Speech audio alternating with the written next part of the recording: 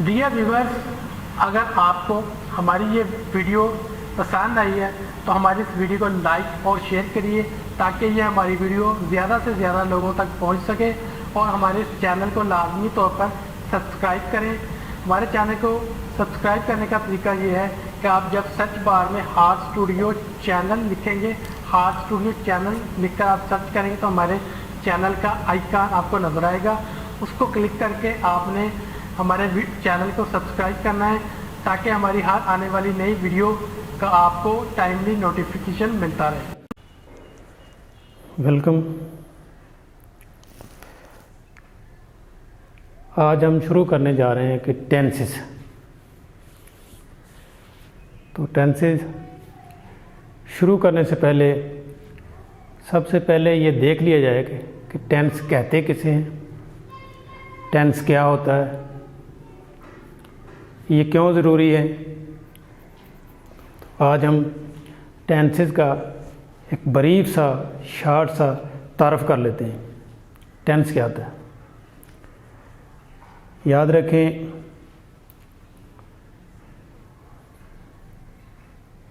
कोई भी फ़िक्रा जिसमें किसी काम का पाया जाना ज़रूरी हो, मतलब उसमें किसी काम का तज़किरा हो, वो फ़िक्रा टेंस का फ़िक्रा कहलाएगा। तकरीबन आप कह सकते हैं कि 80% जो ज़ुबान है वो टेंसेस पे मुश्तमिल है, और बाकी 20% ज़ुबान वो नॉन टेंसेस सेंटेंसेस पर मुश्तमिल होती है। मसलन मैं कहता हूँ कि मैं बोल रहा हूँ, मैं कोई काम कर रहा हूँ बोलने का, ये काम है, ये टेंस है। ये कुर्सी है, ये टेंस नहीं है। मेरा नाम ABCD XYZ कुछ भी है, मेरा नाम फलां है, ये टेंस नहीं है। XYZ मेरा वालिद है, ये टेंस नहीं है। वो मेरा भाई है, ये टेंस नहीं है।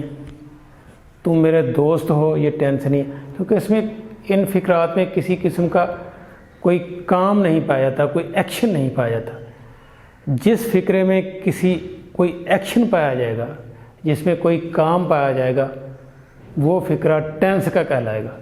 और 80% ज़ुबान टेंसेस पे मुश्तमिल है, 20% ज़ुबान तकरीबन वो नॉन टेंसेस फ़िक्रात पे मुश्तमिल होती है। तो इसलिए ख़ासकर स्टूडेंट्स के लिए तो टेंस मस्ट है, इसके बगैर तो काम चल ही नहीं सकता। मतलब लिखने, इंग्लिश को लिखने और इंग्लिश को पढ़ने के लिए टेंसेस ज़रूरी है, इसके बगैर दोनों चीज़ें नामुमकिन हैं। हाँ, स्पीकिंग किसी हद तक आप बगैर टेंसेस के कर सकते हैं, वाया लिसनिंग। जैसे अनपढ़ लोग भी तो इंग्लिश बोल लेते हैं ना, वो टेंस तो नहीं ना पढ़े होते। या बच्चा ज़ुबान सीखता है तो वो टेंसेस से तो नहीं सीखता। लेकिन एक स्टूडेंट के लिए या एक ऐसे पर्सन के लिए जिसकी मादरी ज़ुबान इंग्लिश नहीं है, वो इंग्लिश सीखना चाहता है, तो उसके लिए भी टेंसेस ज़रूरी है।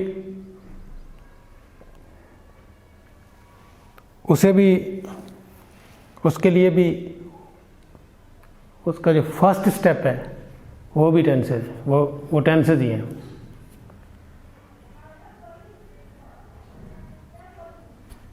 तो आपने ये सुन रखा होगा आम तौर पे कि ये 12 होते हैं, 12 टेंसेस होते हैं इंग्लिश के। ये 12 क्यों हैं, ये भी एक सवाल है। ये 12 ही क्यों हैं, ये 20 क्यों नहीं है, ये 5 क्यों नहीं है। हाँ, ये 12 क्यों?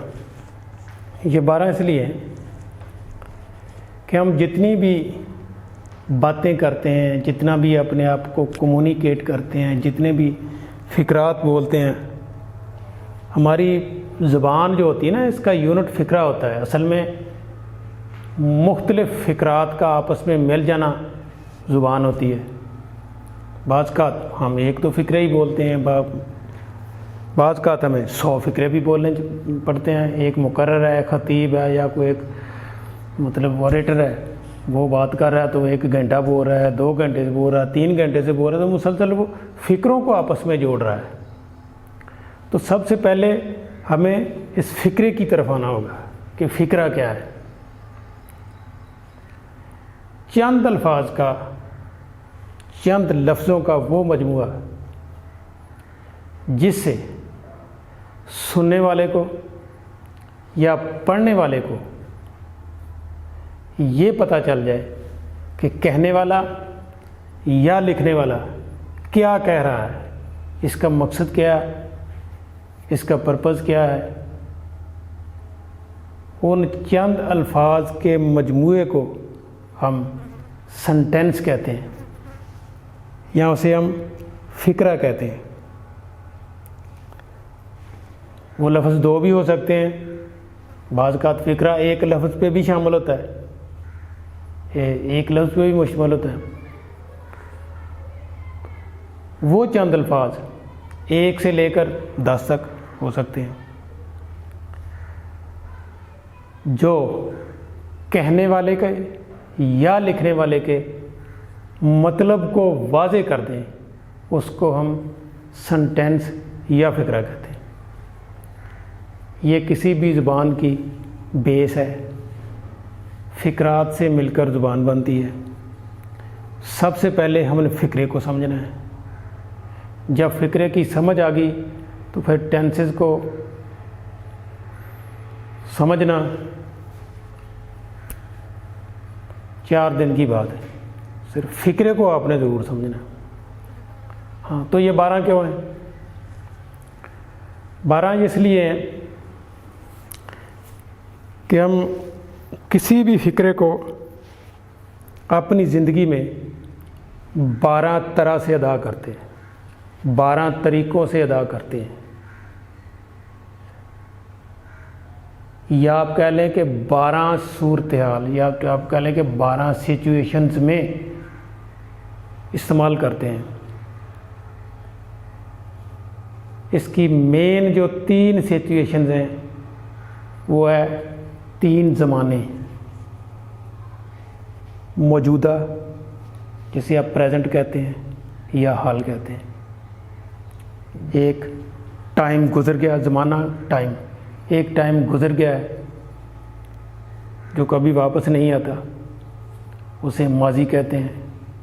इंग्लिश में आप पास्ट कहते हैं। और एक ज़माना जो अभी आएगा, आपने देखा नहीं है, आप एक्सपेक्ट कर रहे होते हैं। फ्यूचर जिसे आप कहते हैं, मुस्तकबिल कहते हैं। ये 3 मेन ज़ुबानें। प्रेजेंट, इस वक्त, जिस तरह मैं इस वक्त आपसे मुखातिब हूँ। कल मैं आपसे मुखातिब था, गुज़र गया, ये पास्ट है। कल मैं आपसे मुखातिब हूँगा, ये फ्यूचर है, ये मुस्तकबिल है। तो ये 3 ज़माने हैं। एक ज़माने में हमें किसी भी फ़िक्रे को 4 तरह से बोलना पड़ता है। मतलब अपनी बात को कंप्लीटली और अच्छे अंदाज से कम्युनिकेट करने के लिए हमें एक फ़िक्रे को 4 मुख्तलिफ़ तरीक़ों से बोलना पड़ता है। मसलन प्रेजेंट को ले लेते हैं, हाल। हम एक फ़िक्रा ले लेते हैं, उसको सब टेंसेस में इस्तेमाल कर लेंगे, या उसी को 12 तरह इस्तेमाल कर लेंगे। मसलन हमारे आम बुक्स में, पहली क्लास की किताबों में, छठी क्लास की किताबों में हम फ़िक्रा लेते हैं जी, डाकिया डाक तकसीम करता है। ये प्रेजेंट टेंस है। डाकिया डाक तकसीम करता है। एक, डाकिया डाक तकसीम कर रहा है। करता है और कर रहा है में फ़र्क है, आप समझते होंगे। डाकिया डाक तकसीम करता रहा है या डाकिया पिछले 25 साल से डाक तकसीम करता रहा है, इसका और कर रहा है जो मैंने फ़िक्रा बोला था कि डाकिया डाक तकसीम कर रहा है और डाकिया पिछले 2 साल से 2 दिन से डाक तकसीम करता रहा है, फ़र्क है।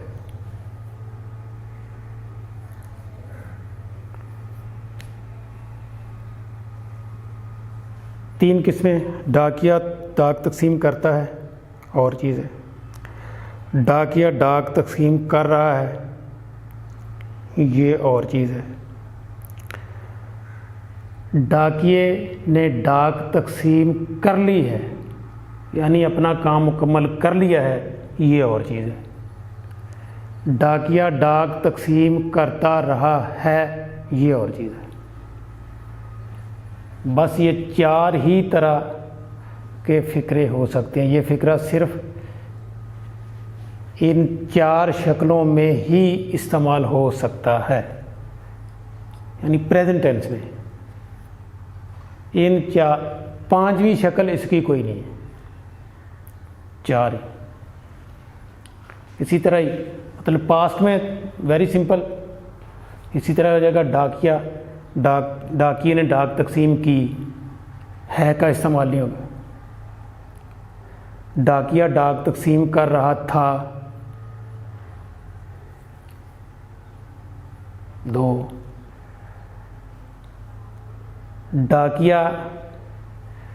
डाकिए ने मेरे पहुंचने से पहले, या आप सिंपल कर लें, डाकिए ने पहले ही डाक तकसीम कर दी थी, या डाकिया 10 साल से डाक तकसीम करता रहा था, या डाकिया डाक तकसीम करता रहा था, एक ही बात है।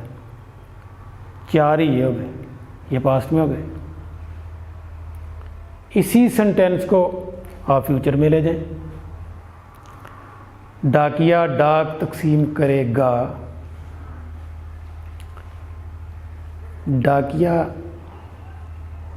डाक तकसीम कर रहा होगा, डाकिया डाक तकसीम करता रहा होगा, या डाकिया 4 साल से 5 साल से 10 साल से 2 दिन से कोई भी टाइम हो सकता है, तकसीम करता रहा होगा। चौथा, डाकिया डाक तकसीम कर चुका होगा, या डाकिए ने डाक तकसीम कर ली होगी, एक ही बात है। डाकिए ने डाकिया डाक तकसीम करेगा, डाकिया डाक तकसीम कर रहा होगा, डाकिए ने डाक तकसीम कर ली होगी, या डाकिया डाक तकसीम कर चुका होगा।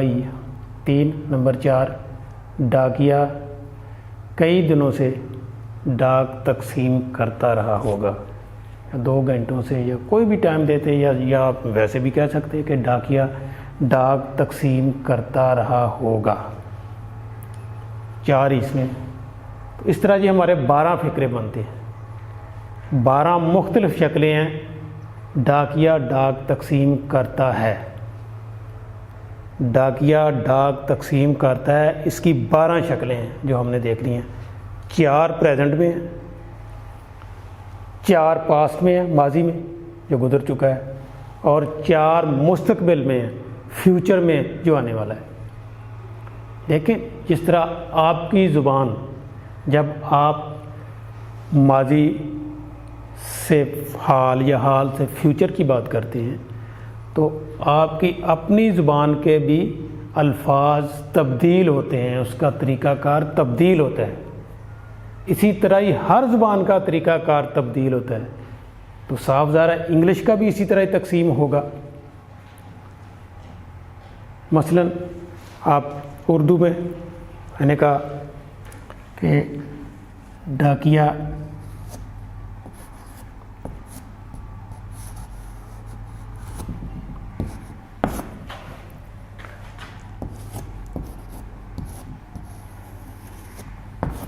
डाक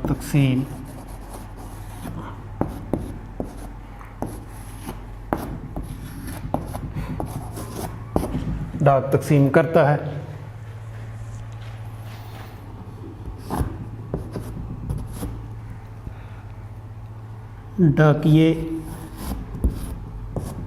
डाकिए ने डाक तकसीम कर ली है।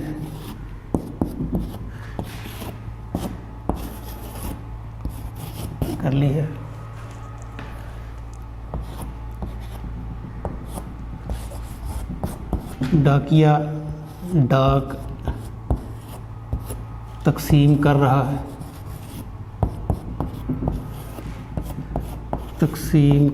है।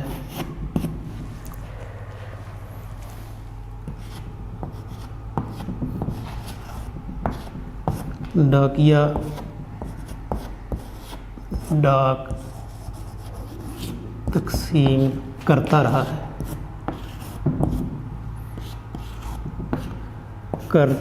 रहा है। ये देखें, ये तो आपकी अपनी ज़ुबान है ना, आप तो इसे इजीली समझते ना। डाकिया डाक तकसीम करता है। अगला फिक्र आ गया, डाकिए ने डाक तकसीम कर ली है। देखें, डाकिए से पहली तो बात है, यहाँ डाकिए लफ्ज़ बन गया, चेंज हो गया। तकसीम यहाँ करता था, यहाँ कर ली लफ्ज़ आ गया है। डाकिया डाक तकसीम कर रहा है, ना तो यहाँ ली है ना यहाँ ता है, ये और चीज़ है, आपके अल्फाज चेंज हो रहे हैं। डाकिया डाक तकसीम करता रहा है, ये चीज़ ऊपर वाले तीनों फिक्रों में नहीं है। यानी आपकी ज़ुबान भी जिस तरह तब्दील होती है, इसी तरह हर ज़ुबान तब्दील होगी, इंग्लिश भी इसी तरह तब्दील होगी। तो इस तब्दीली का नाम है टेंस, इसे हम कहते हैं टेंस। ये 4 टेंस हैं, ये 4 टेंस हैं। इसी तरह 4 इसके माजी में बन जाएंगे, 4 फ्यूचर में बन जाएंगे 12, तो 12 टेंसेस हैं। अगर इनको आराम से गौर से समझ लिया जाए तो टेंसेस 15 से 20 दिन के अंदर अंदर आपको आ जाने चाहिए, बहुत अच्छी तरह। बहुत आसान चीज़ है, बस आपने सिर्फ इसको समझ लेना है कि अगर आपने ज़हन में ये बिठा लिया कि ये टेंस मुश्किल बहुत हैं, तो फिर तो वाकई आपको नहीं आएंगे। तो अगर आप ये समझ लें कि ये कोई मुश्किल चीज़ नहीं है, बस ऐसे है जिस तरह आपकी ज़ुबान है, इसी तरह दूसरी ज़ुबान के भी अल्फाज इधर उधर होते हैं, फॉर्म्स चेंज होती हैं, तो इसको हम टेंसेस कहते हैं। तो ये 10 से 15-20 दिन में आपको टेंसेस आ जाएंगे। आपको कोई भी टेंसेस सीखने से रोक नहीं सकता। तो ये था मोटा सा तारफ़ टेंसेस का। तो अब 1 बाय 1 एक एक करके हम टेंसेस को डिस्कस करेंगे, और वो हमारी अलहदा वीडियो में 1 बाय 1 करके लेक्चर नंबर के हिसाब से आएगा। ये लेक्चर नंबर 1 हो गया, कल हमारा लेक्चर नंबर 2 होगा, फिर लेक्चर नंबर 3 होगा, लेक्चर नंबर 4 होगा। हम इस पर लेक्चर देंगे।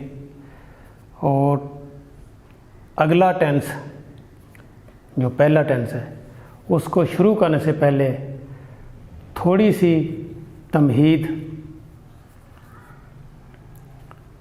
मैं ज़रूरी समझता हूँ टेंसेस को शुरू करने से पहले कि इसमें जो चीज़ें आएंगी, मतलब मुख्तलिफ इस्लाहात आएंगी, टर्मिनोलॉजी आप जिसे कहते हैं, उससे वाकिफ़ होना ज़रूरी है। वो क्या है, वो हम 2 मिनट नज़र दौड़ा लेते हैं ताकि फिर टेंसेस करते हुए किसी किस्म की कोई प्रॉब्लम पेश ना आए। आइए हम देखते हैं कि वो कौन कौन सी हैं। जी, टेंसेस पढ़ते हुए आपका इन 3-4 चीज़ों से बड़ा वास्ता पड़ेगा। जी, वर्ब की ये फॉर्म, वर्ब की वो फॉर्म, सब्जेक्ट, वर्ब, ऑब्जेक्ट, इन चीज़ों को थोड़ा सा पहले देख लें। वर्ब की फॉर्म क्या होती है?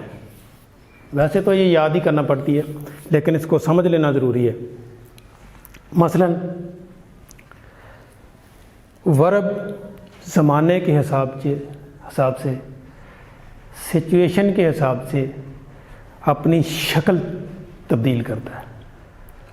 मसलन मैं जा रहा हूँ, वर्ब हमेशा वो लफ्ज़, वो वर्ड होता है जो किसी काम का नाम हो, किसी काम के नाम को वर्ब कहते हैं, जिसमें काम करना पाया जाए। मसलन मैं जा रहा हूँ, इसमें वर्ब क्या है? जाना। मैं क्या काम कर रहा हूँ? जाने का, जाना।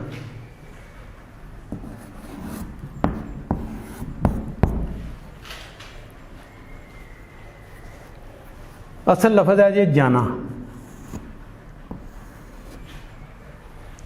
मैंने बोल दिया मैं जा रहा हूँ, इस फिक्रे में इस्तेमाल हुआ सिर्फ जा रहा। आप इस तरह कह लें या अकेला जा कह लें, जा।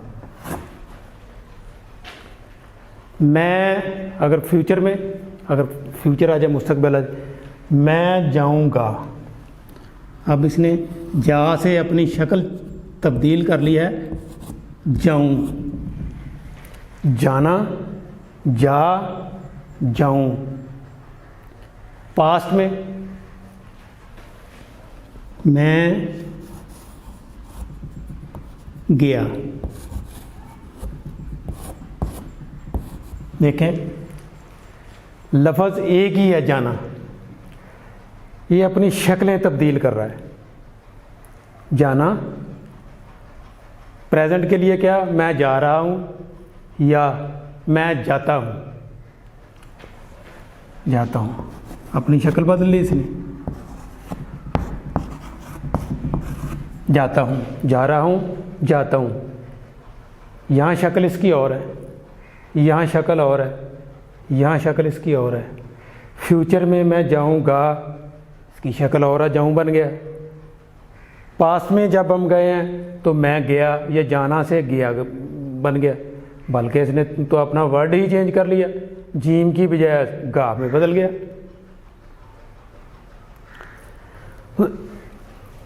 जिस तरह सिचुएशन तब्दील होती है, टाइम तब्दील होता है, ज़माना तब्दील होता है, तो उसी तरह वर्ड,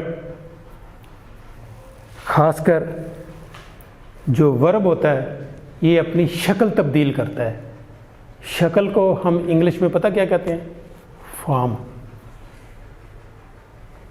ये कोई इतनी डिफ़िकल्ट चीज़ नहीं है। इसी तरह इंग्लिश में भी अल्फाज अपनी शक्लें तब्दील करेंगे। मुख्तलिफ़ टाइम में, मुख्तलिफ़ ज़मानों में मुख्तलिफ़ शक्ल इस्तेमाल होगी।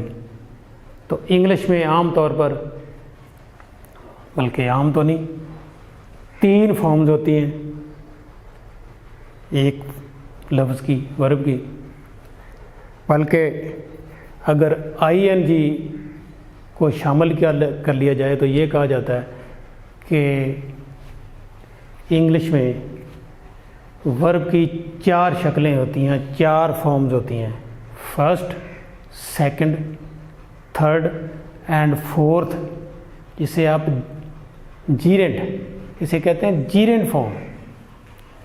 जब वर्ब के साथ आईएनजी का इस्तेमाल होगा, वर्ब की पहली फॉर्म के साथ मसलन जाना, गो, इसके साथ आईएनजी लगती है तो इसे हम इसकी जीरेंट फॉर्म कहते हैं। ये इसकी चौथी